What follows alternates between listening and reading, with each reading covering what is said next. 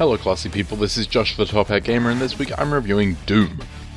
Doom as a series is a pioneer of the first-person shooter genre, and honestly it's one of the most iconic video game franchises of all time. Now 23 years after the release of the original, Doom has made its way back to the forefront of the gaming world, but does it live up to its legacy? Let's take a look. Doom begins on a research facility on Mars, as the Union Aerospace Corporation attempt to solve the Earth's energy crisis by harnessing a renewable power source known as Argent Energy. The only catch? This Argent Energy must be channeled from hell. While I'm sure this sounded like a good idea at the time, things quickly get out of hand, and the research facility is quickly overrun by a formidable army of the damned. Luckily, the UAC didn't just bring Argent Energy and demons back from hell. They also brought the only thing that could stop a demonic horde from conquering our universe. They brought back the Doom Marine. The game places you in the face-stomping boots of the iconic Doom Marine and tasks you with taking the fight to your demonic foes and forcing them straight down the throat of hell from which they came.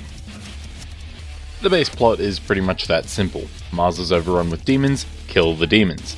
With that said, there is a bit of backstory scattered throughout the game that suggests a bit more depth, which is appreciated.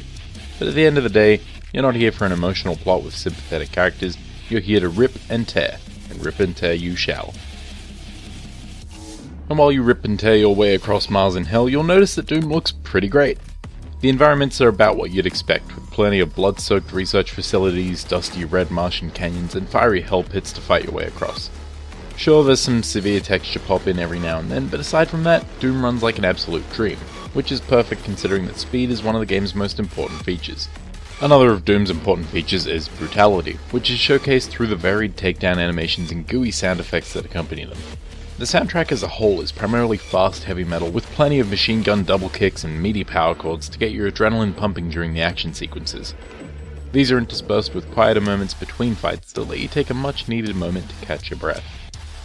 And trust me, you will need to catch your breath. The intensity of Doom's gameplay is honestly exhausting as you move at about 60 miles per hour and kill even faster. Anyone who wanted the series to return to its roots should be very happy with what Doom brings to the table, as running and gunning has never felt so fluid or satisfying in any other shooter I can remember playing. It all starts with the Doom Marine's ridiculous mobility as you run and double jump all over the place while fighting off hordes upon hordes of demonic foes. The speed of movement helps to give the game's many combat encounters a very frantic feel, but it also helps to keep exploration from feeling like a waste of time. I mean, why wouldn't you search every corner of the map if you could run this fast? While mobility is great and all, the combat wouldn't be very good without a wide selection of brutal weaponry to utilize on your hellish enemies, and Doom's armory does not disappoint. From the ever-faithful combat shotgun to the room-clearing BFG 9000 and everything in between, the weaponry of Doom has something for every situation. In addition to the various tools of murder you'll get your hands on, the game also provides multiple mods per weapon that can often provide drastically different options for combat. These can be as simple as a scope for your machine gun, though there are some far more interesting mods out there, such as the area of effect heatwave for your plasma rifle, or the rapid fire option for your combat shotgun. You can even upgrade these mods in various ways, culminating in an ultimate upgrade that requires you to perform certain tasks with the weapon in question.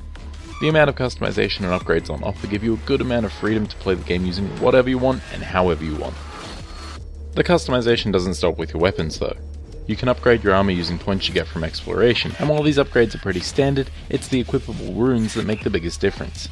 Armor runes are earned by completing short challenge maps, and they provide perks such as forcing enemies to drop armor as well as health, or allowing you to trigger glory kill takedowns from further away. Much like your weapons, these runes can be upgraded through use, and soon you'll be able to do crazy stuff like glory kills from 20 feet away or so. Still, even with all the upgrades in the world, you never feel too overpowered. You may stomp all over the demons for a minute or two, but just when you think you're on top, they throw a new enemy type at you just to ruin your day. Luckily, on top of all the upgrades and customization options, there are also a handful of power-ups scattered throughout the game, to take you from a killing machine to a veritable god king of ultraviolence. Beyond the staggering levels of ultraviolence and solid core gunplay, Doom hides an intelligent design choice that sets it apart from most other shooters. With the frantic speed of the game and the constant enemy fire being rained down upon you, you're almost guaranteed to quickly lose health, armor, and ammo. Doom counteracts this resource hemorrhaging by giving you the tools to get these supplies back easily. Using the chainsaw will have enemies drop mountains of ammunition, while glory kills will liberate health and armor from your foes. There's no hiding behind cover waiting for your health to regen.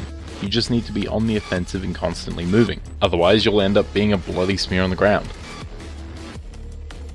Outside of the badassery that is the single-player campaign, Doom offers a fair amount of content with plenty of upgrades and collectibles to find in the surprisingly wide-open levels. In addition to exploration, you're also given a number of rune challenges to complete, and each level also ranks you on your combat, awarding an upgrade point for each mark it gives you. If multiplayer is more your style, then Doom offers a perfectly serviceable multiplayer suite which translates the fast and furious single-player gameplay into a multiplayer environment surprisingly well. This is pretty much exactly how I'd hoped Doom would turn out. Non-stop ultraviolence that rewards you for staying on the move and continuing your assault. It also helps that aside from a few hiccups, the game looks fantastic and runs like a bloody dream, creating an experience that I'm keen to jump back into over and over again despite having finished the single-player campaign. Doom gets the Top Hat Gamer rating of excellent. I feel like Doom is the exact kind of shot in the arm that the FPS genre needs, as its focus on speedy offense and non-stop movement is a stark contrast to the cover-focused shooting galleries that make up the rest of the genre. Plus the story, while not overly deep or meaningful, is pretty entertaining in its ridiculousness.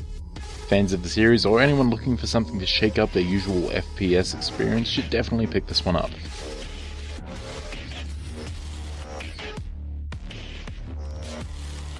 Thanks for watching. I hope you found the review informative.